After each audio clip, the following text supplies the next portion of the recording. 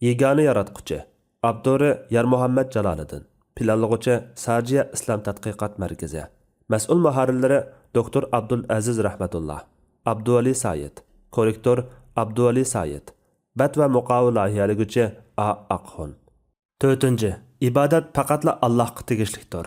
Tavhidning ta'birida kelgan 4 nuqta ibodatni faqat Allohga ravo ko'rish tavhididir. Tavhidning ta'birida ibodat tavhidining maxsus askartirishidagi muhim omillardan biri Allohdan boshqa hech iloh yo'qdir degan shahodat kalimasida kelgan iloh so'zidir. Chunki iloh so'zining ma'nolaridan biri uning ibodatga tegishli zot degan ma'noda kelishidir. İbadatga tegishli bo'lish ilohning o'z g'ayridan farqlanadigan xosligi bo'lib, bu go'yo yaratquchi sifatini Xudodan ayirib qarash mumkin bo'lmaganga o'xshash xoslikdir. Yaratish xususiyati Allohga xos ish bo'lganidek, ibodatga sazovor bo'lishmi faqat Allohga xosdir. Faqat Allohla ibodatga loyiq va tegishlidir. Alloh zotida, sifatlarida, qalam etimlarida yakigani bo'lganidek, ibodatga tegishli bo'lishdimi yakiganidir. Faqat ular azali va tangdoshsiz bo'lish sifati bilan ilohlik maqomiga sazovordir.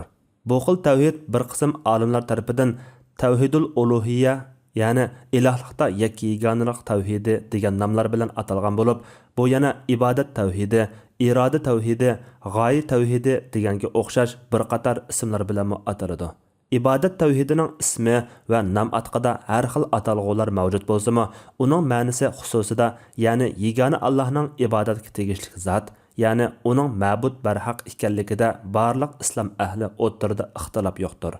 Olamning intayin sistemalik yaratilishi va uning astoydil ravishda parvarishlanganligi hamda buning insondan iborat bir alohida mehmonni kutib olishdan iborat g'oyani orqa ko'rinish qilganligi aqliy va naqliy dalillar bilan muayyanlashtirilgan. Ilm-fan olimlarining ilmiy xulosalarida o'ttirg'a chiqqan haqiqatlarning biri. İnsan o'z haqiqatini va mavjudlikdagi qimmatini tunib yetish uchun cho'qimki bir qator savollarga javob tepishiga to'g'ri keladi. Savollar ichida eng oldi bilan duch keldigani qayerdan keldim, qandoq va nima uchun degan savollardir. Buning ichida dastlabki ikki savolning javobi Allohning borligi va birligidan iborat haqiqatlarda aks etgan bo'lib, tavhid aqidasidagi 4-nuqta dal 3-savolning, ya'ni nima uchun degan savolning javobidir. Ma'lum bo'lganidek, Xudoning olamni yaratishidagi hikmat g'oyalaridan biri hayotlikni kutib olish, mavjudotlar aro insondan iborat butunlay farqli va alohida turni maydonga keltirishdir. Bu shuni muayyanlashtiradiki, insonning mavjudligi xuddi koinotning yaratilishining hikmatsiz, insonning mavjudligi xuddi koinotning yorilishining hikmatsiz, g'oyasiz bo'lmaganiga o'xshashla hikmatdan, g'oyadan ayrilgan emas. Chunki Xudoning ishida behudilik va hikmatsizlik bo'lmaydi. Ondaqda insonning bor bo'lishimi cho'qimki g'oyadan ayrilmaydi. İnsondan iborat koinotga solishtirganda hajm jihatdan bir tal zarraga to'g'ri kelmaydigan bir mavjudlikni dunyoga aprida qilish uchun Xudoning koinotdagi g'oyat zo'r mavjudlikni shunchalik ahamiyat va parvish ichida yaratganligila buning orqasida bir g'oya borligining eng tipik ifodasi bo'la oladi.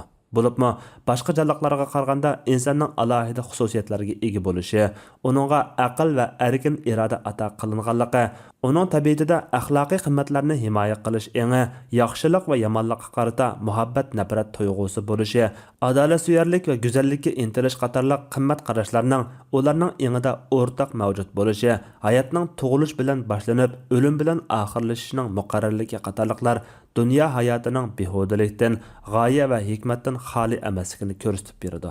Undaqda maqsad qilingan o g'oya qaysi? Albatta, insonning yaratilishidagi g'oyalarni tarmoqlari bo'yicha san turg'izib sanab chiqishga to'g'ri kelsa, qalamlar qurib tugishi, sahifalar yetishmasligi mumkin. Agar masalaga insonning saodatga erishishni arzulaydigan tabiatini chiqish qilgan asosda negizlik javob berishga to'g'ri kelsa, o'sha bu g'oyani birla so'zga ixchamlab ifodalashga bo'ladi. O bo'lsa-mu, yegona yaratquchiga ibodat qilishdir. Qur'on Karim bu nuqtani muayyanlashtirib mundaq deydi: "Men jinlarni, insonlarni faqat menga ibodat qilsin deb yaratdim. Men ulardan rizq talab qilmayman. Ularning meni oziqlantirishini umid qilmayman. Alloh haqiqatan hammaga rizq berguchidir, qudratlidir, buyuk kuch-quvvat egasidir." Zariyat surasi 56 va 57 oyatlar. İbadat so'zi atalg'u nuqtasidan intayin keng va umum hukmdir. O ba'zida Xudoga itoat yuzidan ko'rsatgan har qanday harakat va faoliyatlarga ishlatilsa, ba'zida dinning ma'lum shuarini yoki ko'rsatmalarni bajarib keltirishni ko'rsatadi. Yana ba'zida duo, namoz qatorliq diniy faoliyat va amallarga ism bo'lib keladi. Yuqorqi oyat ko'zda tutilgan ibodatdan maqsad insonning yarilishidagi tub g'oyani o'zida mujassam qilgan keng ma'noli uqumdir. İbadat temisi onun söz ve istimal ma'nilari ve konkret mazmunlari, şeriatdagi ko'rsatma belgilamalari, ish amallarda tutgan o'rni, roli, darajalari, foydalari, ahamiyati va hikmati qatorliq temalarga qadar kengayib boradigan, tafsiloti intayin kengri va o'z oldiga mustaqil temadir. Bizning bayon obyektimiz bo'lsa, faqat uning xarakteri va tavhidga chetishlik taraflaridir. İbadat tavhidining asosi shuki, ibodat faqat yagona Allohga tegishlidir. Chunki Alloh barliq mukammal sifatlarga ega. U qudrati va hikmati buyuk zot bo'lib qolmay, sanab tugatkusiz ne'mat ato qilg'uchidir. Olamning g'oya asosida yaralganligidan iborat bu haqiqat mohiyatda Allohning insonni yer yuzida alohida imtiyozlarga ega qilgan nurg'un afzal sharoitlardan bahralanish uchun imkoniyatlarni sunganligidek yana bir reallikni ko'z oldimizga tashlaydi.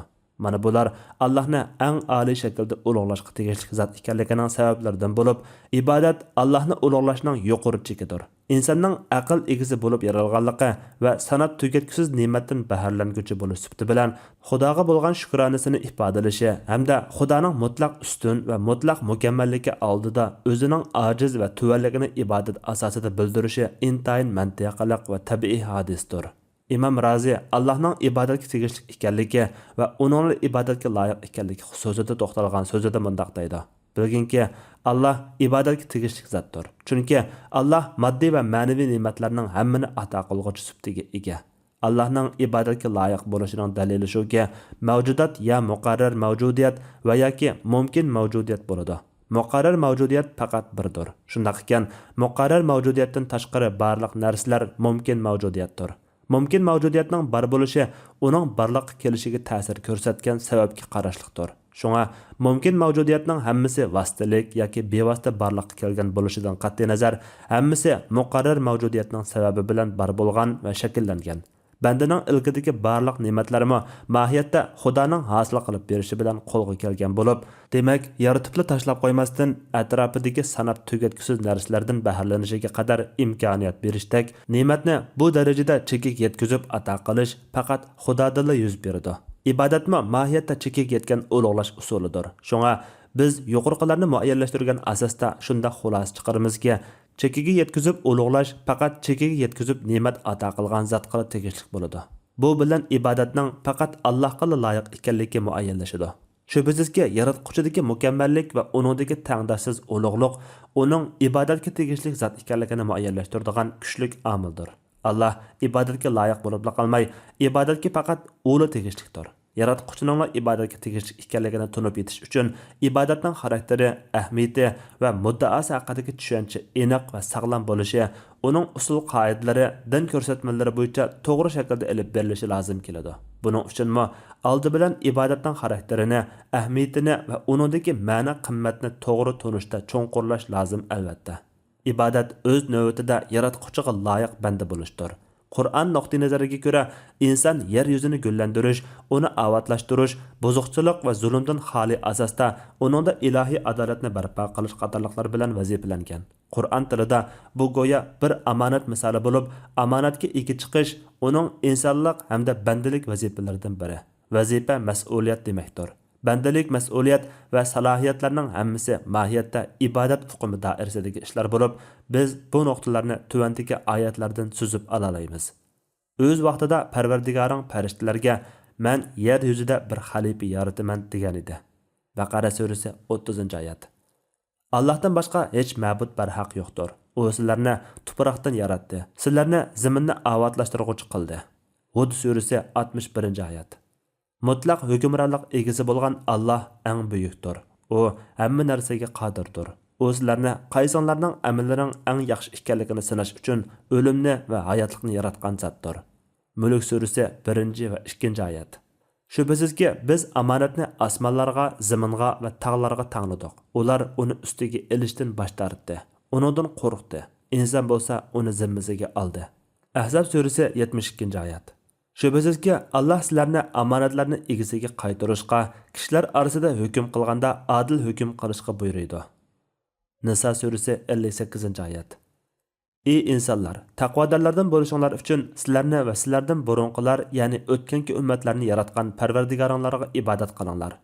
Baqara surasi 22-oyat.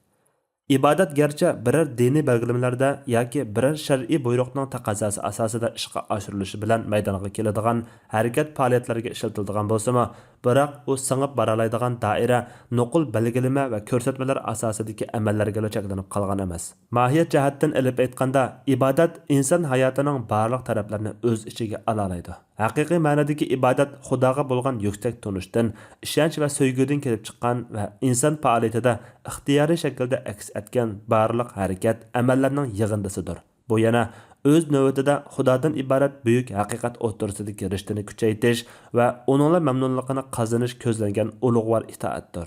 Imom Ibn Taymiya ibodat haqidagi bayonida mundaq deydi: İbadat ma'nosiga Allohga bo'lgan cho'nqur muhabbat va yuqori darajada ko'rsatilgan itoat yo'g'rilgandir. Muhabbatning oxirgi cheki butunlay mahbubga bo'lgan cho'qinishdir. Muhabbatning dastlabki bosqichi bog'lanishdir. Ya'ni qalbning mahbubga bog'lanishidir. Undan keyingisi ishtiyoqdir.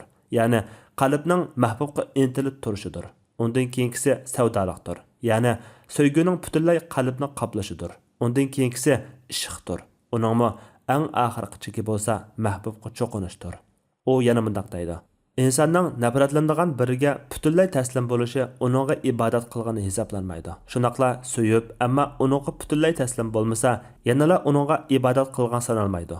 Bu xuddi birovning farzandiga, do'stiga bo'lgan sevgisiga o'xshaydi. Butunlay bo'ysunish va muhabbatdan iborat ikki narsaning birli bo'lishi haqiqiy ibodatda kifoya qilmaydi. Balki banda uchun Alloh taolo jami narsalardan suyumlik bo'lishi, nazarida faqat Allohla hamma narsadan eng ustun bo'lishi, haqiqiy muhabbat va butunlay o'zini bag'ishlashga faqat va faqat Allohga loyiq bo'lish kerak.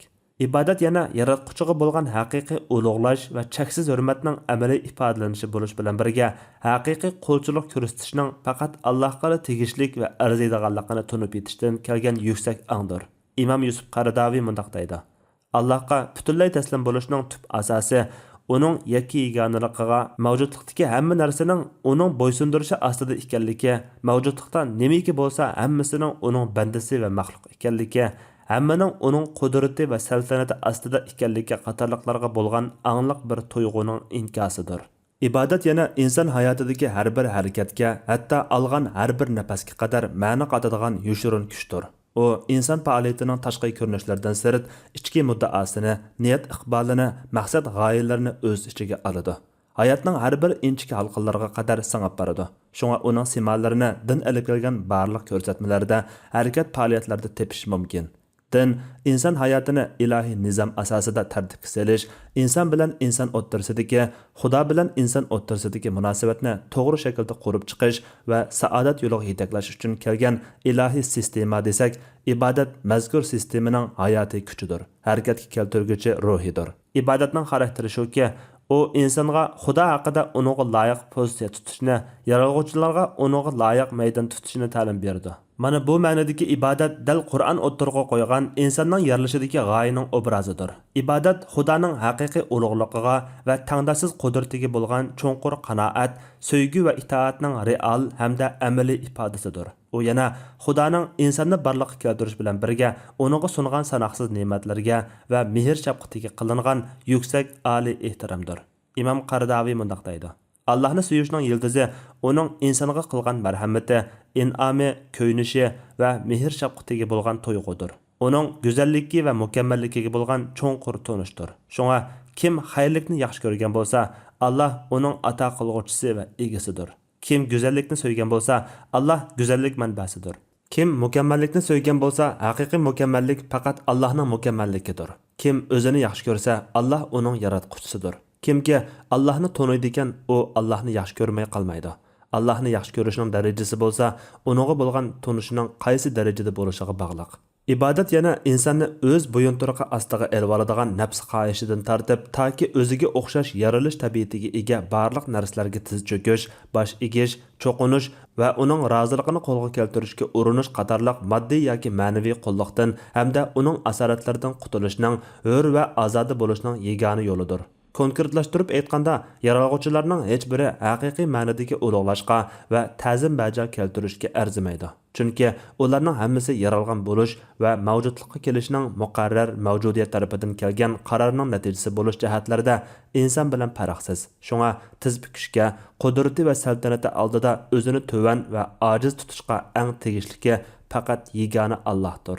İbadat ana shundoq yaratquchi va yaralg'uvchi orasidagi bog'ni tutashtirish va kuchaytirish rolini o'taydi. U insonga mayli u qandaq ahvol ustida bo'lmasin, mavjudlikdagi o'rnini tuntidi. Uning yaralmish mavjudotlar orasidagi maqomini ko'rsatib berdi. Uningga maxluqotlar ichida birdan-bir alohida imtiyozlar bilan farqlantirilgan hurmat va izzatga sazovor, hur va mas'uliyatkor mavjudlik ekanligini tunutadi. Uning maqomining insonlik maqomi ekanligini, xudolik maqomining faqat xudoga mansubligini eslatib turdi. Shu muqarrarki, xudolik maqom mutlaq mukammallik, mutlaq ustunlik va ulug'liq maqomidir. Chunki u yaratquchi. Bu nuqtada kibr, saltanat, cho'ngchilik qatorliqlar Allohga nisbatan mukammallikni gavdalantiradi. İnsan ishida bo'lsa ahvol aksicha. Chunki inson yaralg'uvchi. Uningda gavdalanadigan mukammallik va fazilat uning kamtarligida, ilohiy qudrat va buyuklik oldida ojiz sanaladiganligini, haddini bilishi va o'zini tuvan tutish kerakligini tunib yetishda gavdalandi. İnsan havoyi havas orqasiga kirib, o'zini qancha cho'ng tutgan, o'zini eng buyuk ko'rsatishga uringan, vujudini takabburlik to'ni bilan o'rib olgan taqdirdami, u yana Xudo ato qilgan insonlik maqomidan halqamaydi va halqiy olmaydi. Chunki u o'zini har qancha cho'ng o'ylab olgan taqdirdami, baribir uningga oid narsalarning hammasi Xudodan kelgan. Uningga tavan narsalarning egilik huquqini uning qo'liga tutqizganmi, mohiyatda Xudodir. Ba'zida inson tabiatning qisman qonuniyatlarini bayqab chiqqanligi va buning soyasida bir qator kashfiyat va ixtirolarni o'ttirg'a olib chiqqanligi uchun o'zini olamning xo'jasi chaqlab qilishi, o'zini mislsiz va tangdoshsiz o'ylab qilishi mumkin. Ammo shu aniq bo'lish kerakki, inson hech qachon biror narsani yo'qdan bar qilib yaratgani yoki navbatdagi mavjudlikdan yana biriga bo'sib chiqqanligi yo'q. Bugungi zamonaviy dunyo insonlarining eng qiladigan ishimi Xudoning ulug'ligining namoyandasi bo'lgan yaralmish mavjudotning intayin az bir qismi haqida bayqashga ega bo'lishdek reallikdan alqib ketgani yo'q. İnson aqlning bilib yetgan narsasining eng yuqori chekimi koinot kitobining bir qancha kalimasini to'g'ri o'qish bo'layotidi. Bundaq bir reallik oldida aql insonga yarashadigani, o'zining insonlik o'rnini tonishi, bu asosda Xudoga bo'lgan kamtarligini hasilab kuchaytirishi, koinotning yarilishining buyukligini tunib yetganidek, uning yaratquchisining uningdami buyuk va tangdoshsiz ekanligini tunib yetishidir. İbadat ana shundoq inson bilan Xudo o'tirsidagi mavjudlik va munosabat farqlarini keskin va ro'shan ayiradigan fasldir. Bu ma'nolarning hammasi haqiqiy ulug'lashga, bandachilikni va mas'uliyatni bajo keltirishga tegishli zotning faqatla yegona Alloh bo'lish kerakligini o'ttirg'a chiqaradi. İbadatning tavhid aqidasining bir parchasi bo'lishining aqli va naqli bayoni mazkur nuqtalarda ana shundoq ro'shan gavdalangandir. İbadatni Xudoning xudolik uchun qilish uningdagi ahamiyat va qimmatlar ichida eng halqaliq va muhim bo'lgan tarafdir. Bu ma'nodagi ibodat bo'lsa, Xudoning ulug'ligining taqozosi, Xudoga bo'lgan sevgining amaliy ko'rinishi va uni tunig'anlikning real paketidir. Shuningmi, uning qimmati va foydalari tugal savobga erishishni mohiyat qilish va jannat bilan mukofotlanishdek ilohiy taqdirlashga sazovor bo'lish bilan cheklanib qolgan emas, balki uning ahamiyati va qimmati moddiylikdanmi halqagan bo'lishida ifodalangan. İbadatda Allah'ның o'zini bevosita g'oya qilish va uning roziligini ko'zlash ana shu halqagan qimmat va bebaho yuksaklikning yuqori cho'qqisidir.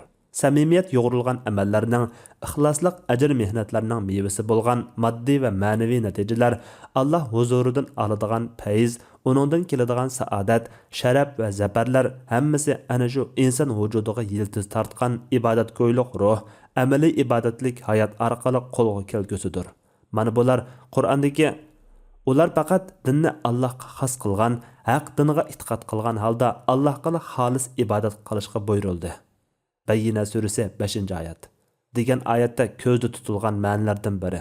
Bu tushunchalar bizga ibodatning qimmatining uning g'oyasidan manbalanganligini, uning ahamiyatini oldi bilan yegona yaratquchini haqiqiy tunishdan kelgandala, andan ma'no topadiganligini tushuntirib beradi. Tavhidning ta'biriga ibodatni Allohga tegishli ko'rish masalasini qo'shishdiki yana bir sabab shuki, Allohning zotida, sifat va qilm etimlarida yakka yegani ekanligi haqidagi barliq mazmunlar faqat uningla ibodatga loyiq ekanligi masalasini aniqlikqa ega qilish bilan andin haqiqiy turida o'z ma'nosini topgan bo'ladi. Chunki ibodat inson bilan Xudo o'tirsidagi muomala vositasi bo'lib qolmay, balki Alloh qarata inson tabiatida bor bo'lgan tabiiy yuzlanishdir. Bilmek kerakki, insonlarning Xudoga bo'lgan iymon va aqida tarixi nuqul nazariyavilikdan halqamaydigan quruq tarix emas. Balki u Alloh va inson o'tirisini bog'lab turg'uvchi ibodat masalasini o'z ichiga olgan amaliy harakat va jarayonlarning tarixidir. Ko'p xudolik aqidasini markaz qilgan dillardagi kashirimi asosan degidek Xudo haqidagi xato tushuncha va bu xato tushunchadan kelib chiqqan ibodatdagi xurofotliklarda aks etgan. Tarixdagi barliq payg'ambarlarning chaqiriqlaridagi tipik o'rtoqlikning yagona Allohga ibodat qilish bo'lishimi bu nuqtani quvvatlaydi. Bu vaqtda Imom Yusuf al-Qaradaviy mundaq deydi. Darvaqa bundan 2000 yil avval mashhur tarixchi Plutark mundaq bir tekshirish natijasini muayyanlashtirgan edi.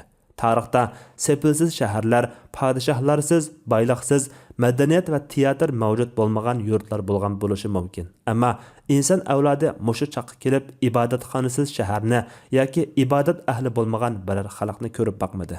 Amaliyat shuki, tarix mushundaq bir reallikni xotirlab keldi. Chunki tangdoshsiz Xudoga bo'lgan bu yuzlanish inson tabiatida yer olgan va uning vujudining eng chunqur qatidan urg'ib chiqqan narsa edi. Shug'nisi, Xudo haqidagi bu sap to'yg'u ko'pincha vaqtlarda haqiqiy ibodatga loyiq zotga, ya'ni Allohga ibodat qilish masalasida xatoga yo'l qo'yib keldi. İnsanlar bu xatoga nadonlik, g'aflat va ozg'un iqimlar so'rab kirgan bo'lib, inson birida Allohdan boshqaga ibodat qilsa, birida Allohga boshqa atalmish ilohlarni sherik qilib ibodat qildi. Yoki bo'lmasa, ibodatni Xudo belgilab bermagan va yoki uning roziligi bo'lmagan turli ibodat shakllari asosida qilishga boshladi. Payg'ambarlarning vazifasi fitratni to'g'ridan to'g'ri Allohga yuzlantirish, toki u Allohga hech narsani sherik keltirmagan, Allohni qo'yib yaralmish maxluqotlardan Xudo tiklib olmagan, faqat birla Allohga ibodat qilgan qadar uningdagi ashu sap to'yg'uni burmalanib ketishdan muhofazat qilish bo'lgan edi. Shundoq, Xudo va inson munosabati haqidagi tarix bir ma'nodan ibodat tarixi bo'lgan edi. Payg'ambarlar ilib kelgan chaqiriq kuchi vaqt o'zargancha ojizlashishdan saqlanolmagan bo'lib, davrlarning almishishi va turli davolg'ish, o'zgarishlarning yuz berishi inson avlodining to'g'ri yo'ldan chekinish qadamini tezlatib o'tgan edi. Allohga sherik keltirishning tipik ifodasi bo'lgan Allohning g'ayriga ibodat qilish xohishi har xil tus va har xil ma'nolarga ega bo'lishga boshladi. Qur'on tushgan davrni ilib aytsak, davr xudosizlik davri bo'lmasdan ko'p ilohlik aqidasi keng umumlashgan bir davr bo'lgan edi. Ular xuddi Qur'on xabar berganidek osmon va zaminni kim yaratgan degan savolga Alloh deb javob bersimi, ibodatga kelganda ko'p Xudoga ibodat qiladigan qavmlardan edi. Ya'ni masala Xudoning qudratini tunimaslik bo'lmasdan, Xudo haqidagi tunish bilan uningga tutgan pozitsiyadagi uyushmaslik va mantiqsizlik edi. Shunga ulardagi kashilar yaratish va idora qilishda, rizq berishda Allohni yegani deb turib, ibodatga kelganda o'zlari ism qo'yib olgan va o'z qo'lida o'yib yasagan butlarga cho'qinish, ya'ni sherik keltirish bo'lgan edi. Yig'ib aytganda, yegani Allohni ibodatga loyiq deb tunish tavhidning ayrilmas parchasidir. Buningga binoan mayli qaysi nuqtadan bo'lmasin Xudoga qilinish kerak bo'lgan ulug'lash, cho'qinish va muqaddaslashtirish ma'nosiga ega ibodat ruhi yoki tusini olgan har qanday bir amal yoki harakatni uning maxluqotlardan birarsiga ravo ko'rish Xudoning ibodatga tegishli bo'lishda yakka yegani ekanligi haqidagi aqidaga xilof yo'l tutishni natijalantirdi. Masalaning mohiyatiga qaraganda bundaq bir qilmish eng oldi bilan aqlga qilingan masxaradir. Shundaqla bu yaratgan va tabiatni uning manfaati uchun bo'ysundirgan ulug' Xudoga qilingan osiylik va xiyonatdir.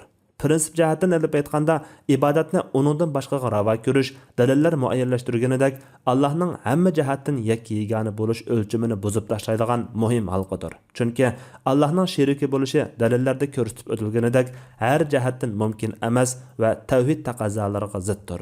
Ibodatning tavhid ta'birida o'rin olishining zaruriyatlaridan biri mushu nuqtadir. İslamning tub asosiy va negizi bo'lgan Allohdan boshqa hech bir iloh yo'q degan saf aqidaning insoniyatning tunji va to'g'ri dini bo'lgan tavhiddan iborat ilohiy aqidaning bayoni ana shulardan iborat.